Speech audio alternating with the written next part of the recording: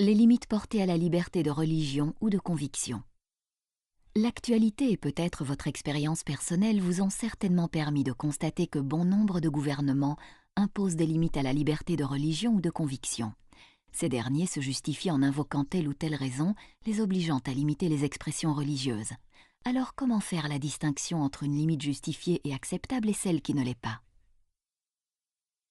Le droit international des droits de l'homme stipule que le droit d'avoir, de choisir, de quitter une religion ou une conviction ou d'en changer est un droit absolu. Il ne peut jamais être limité. Le droit de manifester une religion ou une conviction peut quant à lui être restreint, mais seulement quand 4 règles sont respectées. Toute limite doit être prévue par la loi. Cette règle sert à empêcher l'État, la police et les tribunaux d'agir de façon imprévisible ou incohérente. La limite doit être nécessaire pour protéger la sécurité publique, l'ordre public, la santé ou la morale publique, ou encore les droits et les libertés d'autrui. C'est important. Imposer une limite parce qu'elle est nécessaire pour protéger autrui est très différent du fait de choisir des limites parce qu'elles rapporteront des voix aux prochaines élections. Les limites ne peuvent pas être discriminatoires. Enfin, toute limite doit être proportionnée aux problèmes causés par la manifestation concernée. Ces règles sont d'une grande importance. Sans elles, les gouvernements pourraient restreindre tout groupe ou pratique qu'ils n'apprécient pas. Les limites sont censées être utilisées en dernier recours et non comme un outil de contrôle de l'État. Prenons un exemple fictif pour illustrer ce que signifient ces règles. Imaginons une ville où sont présents 5 groupes religieux différents. Tous ont des lieux de culte qui génèrent un certain volume sonore, ce qui n'est pas apprécié par les voisins. Mais la police ne reçoit que des plaintes au sujet d'un petit groupe mal vu par la population. Les niveaux sonores élevés sont mauvais pour la santé et la santé publique est un motif légitime de limitation. Alors que doivent faire les autorités locales ? Quel type de règles sont nécessaires, non discriminatoires et proportionnées pour protéger la santé publique ? Dans cette situation, il serait approprié d'adopter une réglementation générale sur le volume sonore autorisé pour toutes les réunions publiques, une loi qui s'applique pareillement à tous les groupes religieux et autres. Quel que soit le groupe, en cas de dépassement du volume autorisé, il serait proportionné d'exiger du groupe de baisser le volume sous peine de devoir payer une amende. En revanche, il serait disproportionné d'exiger le silence complet ou d'interdire purement et simplement toute réunion. La police devrait faire appliquer la loi par tous d'une manière égale, même si les plaintes qu'elle reçoit ne concernent que les groupes mal vus de la population. Notre exemple est relativement mineur et simple à résoudre. En effet, quand nous nous penchons sur des violations graves de la liberté de religion ou de conviction, il est habituellement facile de constater que les règles ont été ignorées parce que le caractère inutile, discriminatoire ou disproportionné des restrictions saute alors aux yeux. Par exemple, certains pays interdisent toutes les activités religieuses qui ont lieu en dehors des bâtiments enregistrés à cet effet. Rendre grâce avant le repas chez soi, avec des invités, est alors illégal. Cette restriction n'est évidemment pas légitime. Mais il existe beaucoup de cas controversés. Est-il normal que le maire d'une ville en France interdise les burkinis, ces maillots de bain qui couvrent l'ensemble du corps sauf le visage et les pieds ? Ou encore qu'en Inde, dans certaines régions, les autorités limitent le droit de partager ses convictions. Dans cette vidéo, nous allons examiner les 7 questions que les tribunaux devraient utiliser afin de déterminer si une limite est légitime. Cela pourra vous aider à évaluer les restrictions que vous rencontrez. Lorsqu'un État impose des restrictions, la première question est de déterminer si la limite considérée interfère avec le droit absolu d'avoir ou d'adopter une religion ou une conviction ou avec le droit de la manifester. Si le droit absolu est limité, les actions de l'État ne sont alors pas légitimes. Mais si c'est une manifestation qui est limitée, nous passons alors à la question suivante. Le comportement qui est limité est-il la manifestation d'une religion ou d'une conviction, ou est-il simplement un comportement ? Nos actions sont souvent orientées par nos convictions. Mais parmi tous nos actes, tout n'est pas la manifestation protégée d'une religion ou d'une conviction. Quand quelqu'un se plaint que son droit de manifester sa religion ou sa conviction a été limité, les tribunaux commencent par déterminer si le comportement concerné est la manifestation d'une religion ou d'une conviction ou non. Ils le font en examinant le lien entre le comportement et la conviction pour établir s'ils sont intimement liés ou non. Parfois c'est facile, aller à l'église est intimement lié au christianisme, jeûner est intimement lié à l'islam. Mais ce n'est pas toujours aussi simple. Pour tel chrétien, porter une croix ne sera pas important. Pour tel autre, ce sera l'expression profonde d'une identité religieuse. Et les femmes musulmanes ont différentes convictions au sujet du port du voile. Or, ce n'est pas le rôle des tribunaux de déterminer quelles convictions sont justes. En décidant de ce qui compte comme manifestation religieuse, les tribunaux risqueraient de porter des jugements sur la doctrine religieuse et de donner la préférence à certaines interprétations théologiques plutôt qu'à d'autres. Cependant, comme les droits de l'homme protègent les personnes, les tribunaux se penchent de plus en plus sur les convictions de la personne concernée plutôt que sur des doctrines institutionnelles et considèrent que si cet individu considère son action comme étant une manifestation religieuse, alors elle vaut comme telle pour eux aussi. Une fois que nous avons établi qu'une manifestation protégée est limitée, nous devons vérifier si la restriction est prévue par la loi. Existe-t-il un droit écrit, un droit jurisprudentiel ou un droit coutumier réglementant cette limitation, ou est-elle imposée par des fonctionnaires sans aucun fondement juridique? S'il n'y a aucun fondement juridique, la limitation n'est pas légitime. L'étape suivante consiste à évaluer si la restriction est nécessaire pour protéger un motif légitime. Pour y répondre, nous devons d'abord vérifier s'il existe un lien direct entre les pratiques qui sont limitées et l'un des motifs légitimes et ensuite vérifier si la limitation est nécessaire. Examinons chaque question l'une après l'autre. En vertu du droit international, les seuls motifs légitimes pour limiter la liberté de religion ou de conviction sont la protection de la sécurité publique, de l'ordre public, de la santé ou de la morale, ou les droits et les libertés d'autrui. Alors en quoi le comportement limité menace-t-il ces motifs? Existe-t-il des preuves? L'État doit démontrer un lien direct entre les pratiques limitées et l'un de ces motifs légitimes. Le système des castes hindous divise les gens en castes supérieures et inférieures et en groupes sans caste. Les groupes sans caste subissent une discrimination massive et des préjudices sociaux et économiques. Certains temples refusaient l'accès aux hindous sans caste. L'Inde a supprimé le système des castes en 1949 et les temples n'ont plus le droit de refuser l'accès aux hindous sans caste. Cette restriction répond aux critères. Il y a un lien clair et direct entre empêcher la discrimination de caste et protéger les droits et les libertés d'autrui. Mais toutes les limitations n'ont pas un lien aussi clair. Parfois, des gouvernements dénaturent ou détournent les motifs légitimes. Les restrictions posées à la liberté de religion ou de conviction sont souvent rattachées à l'ordre public. Les lois de protection de l'ordre public régulent un bon nombre d'activités, dont les menaces, les agressions, l'incitation à la violence et parfois le blasphème. La liberté de manifester sa religion ou sa conviction implique nécessairement le droit de dire ce que l'on pense être vrai. Évidemment, les convictions peuvent s'exprimer paisiblement ou d'une manière qui provoque la violence. Malheureusement, certaines personnes se sentent tellement offensées par l'expression pacifique de convictions qu'ils ne partagent pas qu'ils y répondent par la violence. Plusieurs États interdisent l'expression pacifique de certaines convictions et prétendent fonder cette restriction sur l'ordre public comme motif légitime en raison du risque de violence collective. L'Indonésie interdit l'expression publique des convictions ahmadis ou athées pour cette raison. Par conséquent, les victimes de violences sont parfois accusées de blasphème ou d'incitation à la violence sans que les coupables ne soient accusés d'agression.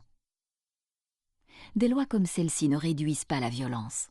En revanche, elles renforcent l'idée que les gens qui ont de mauvaises convictions doivent être punis. La morale publique est un autre motif dont l'application est ambiguë. Tout le monde partage-t-il la même morale? Et laquelle est publique? Selon les experts de l'ONU en matière de droits de l'homme, la définition de la morale publique provient de nombreuses traditions sociales, philosophiques et religieuses. En d'autres termes, on ne peut fonder des limitations sur la morale de la majorité uniquement. Vous serez peut-être étonné, mais la sécurité nationale n'est pas un motif légitime pour limiter la liberté de religion ou de conviction. Certains gouvernements diabolisent des groupes, notamment les groupes qui partagent la religion d'un pays ennemi, et les qualifient de menace à la sécurité nationale. Les rédacteurs de la Convention ont convenu que la santé, la sécurité et l'ordre public offrent suffisamment de possibilités de limitation et que l'ajout de la sécurité nationale risquerait de rendre la liberté de religion ou de conviction inapplicable au moment où elle est la plus nécessaire. Nous avons donc établi que l'État doit démontrer un lien direct en montrant comment les pratiques limitées menacent un motif légitime. Nous avons également vu qu'il est important de vérifier que les motifs légitimes sont correctement interprétés et appliqués. Passons maintenant à la deuxième partie de notre question. La restriction est-elle nécessaire? Non pas souhaitable, politiquement ou par la majorité, mais nécessaire. Admettons que le gouvernement ait prouvé qu'il y ait un lien direct entre la restriction qu'il propose et la protection des droits et des libertés d'autrui.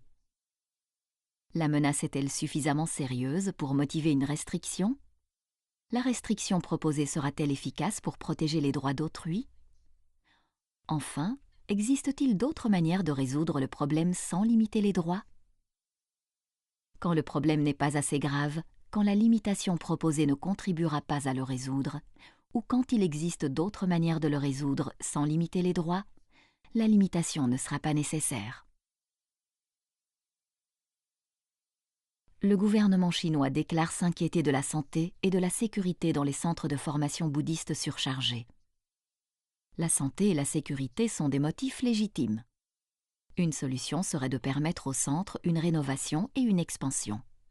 Cette solution ne limiterait pas les droits. Au lieu de cela, le gouvernement a démoli des parties entières de ces centres et a déplacé de force 1000 nonnes. Cela n'était pas nécessaire. Bien sûr, certaines limitations sont nécessaires. Les Nations unies ont clairement déclaré qu'il faut interdire les pratiques traditionnelles nocives, telles que certains rituels initiatiques et les mutilations génitales féminines.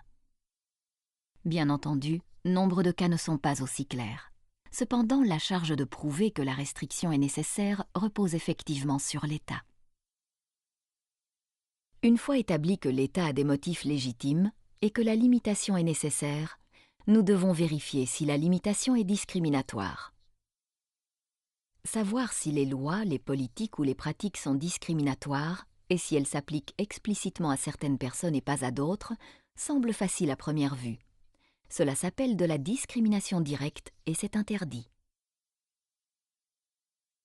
Toutefois, les lois qui s'appliquent à tout le monde ont parfois une incidence majeure sur certaines personnes et aucune incidence sur d'autres. On parle alors de discrimination indirecte. Revenons à notre ville imaginaire et au lieu de culte bruyant. Le Conseil a présenté une loi limitant le volume pour les événements publics et les communautés religieuses ont réglé leurs haut-parleurs en conséquence. Mais les cloches de l'Église sonnent trop fort et le volume ne peut pas être réduit. L'Église doit abandonner une pratique traditionnelle alors que les autres communautés n'ont aucun problème. Voilà un cas de discrimination indirecte. Il existe de nombreux exemples de lois générales qui ont pour résultat une discrimination indirecte. De nombreux pays interdisent le port de couteau dans les lieux publics. Cela n'a aucun effet sur les groupes religieux ou de conviction, excepté les Sikhs. Les hommes sikhs ont l'obligation de porter un kirpan, un couteau de cérémonie, sous leur chemise. Ainsi, la loi limite la possibilité pour les hommes sikhs d'accomplir leurs obligations religieuses. Dans certains pays, les règlements relatifs à la construction exigent que les nouveaux édifices soient approuvés par les propriétaires des bâtiments voisins. Mais les voisins peuvent être partiaux. De ce fait, les groupes traditionnels obtiennent leur permis de construire plus facilement que les groupes plus petits et non traditionnels. Les pratiques et les usages peuvent également créer des problèmes. Si une université organise toujours ses examens d'admission le samedi, les adventistes et les juifs pratiquants sont désavantagés. Souvent, les ouvriers des groupes religieux minoritaires doivent prendre leur congé en fonction des fêtes religieuses de la majorité et ne sont pas autorisés à les prendre au moment de leur propre fête. la discrimination directe est toujours interdite. Cependant, les tribunaux devraient traiter la discrimination indirecte comme un problème pratique à résoudre dès que cela est raisonnablement possible. Et souvent, des solutions simples peuvent être trouvées. Dans notre ville imaginaire, le Conseil pourrait accorder une exception permettant aux cloches de l'église de sonner le dimanche et pour les fêtes religieuses. En Suède, les examens d'admission dans les universités n'avaient lieu que le samedi. Ils ont maintenant lieu un vendredi également. Et les uniformes sur les lieux de travail peuvent souvent être adaptés pour inclure des variations comme les turbans. Les tribunaux reconnaissent pourtant que ce n'est pas toujours possible. La discrimination indirecte peut être légale si l'on peut prouver qu'il existe un motif suffisamment valable, une justification objective. Par exemple, c'est le cas des politiques de prévention des infections dans les hôpitaux qui interdisent au personnel de porter des bijoux et qui désavantagent certains groupes. Elles sont justifiées en raison de la santé publique. La santé publique est bien sûr un motif légitime pour des limitations à la liberté de religion ou de conviction. Mais pour ce qui est de la discrimination indirecte, les tribunaux acceptent aussi d'autres motifs. Par exemple, une entreprise pourrait argumenter qu'un changement dans ses politiques nuirait à ses intérêts. Une boutique de vêtements qui exige que ses vendeurs portent des vêtements de sa gamme ne serait probablement pas obligée d'employer un vendeur qui refuse de porter les produits de l'entreprise pour des motifs religieux. Ainsi, alors que la discrimination directe est interdite, la discrimination indirecte doit être évitée, autant que possible, par des moyens raisonnables permettant d'accommoder les besoins des individus et des groupes. Une fois établi que la limitation n'est pas discriminatoire, nous devons déterminer si elle est proportionnée. Dans quelle mesure la manifestation doit-elle être limitée? Qu'est-ce qui devrait être interdit? Pour qui? Quand et où? Il y a par exemple une différence énorme entre l'interdiction de certains types d'habits religieux pour des professions particulières dans des lieux de travail précis et l'interdiction générale de porter un vêtement religieux dans la rue. C'est pourquoi les cours internationales sont attentives à la proportionnalité de la restriction. Aux États-Unis, les tribunaux appliquent un critère encore plus sévère. Les limitations doivent être appliquées de la manière la moins restrictive possible. Un dernier aspect pris en compte par certains tribunaux est la marge d'appréciation. Le monde est diversifié et les principes des droits de l'homme peuvent être mis en pratique de bien des manières en fonction du contexte national. Par conséquent, certaines cours internationales appliquent une marge d'appréciation, ce qui signifie finalement que les autorités nationales sont celles qui comprennent le mieux le contexte national et qui sont les mieux placées pour formuler la loi nationale. De ce fait, les cours internationales leur accordent une marge d'appréciation.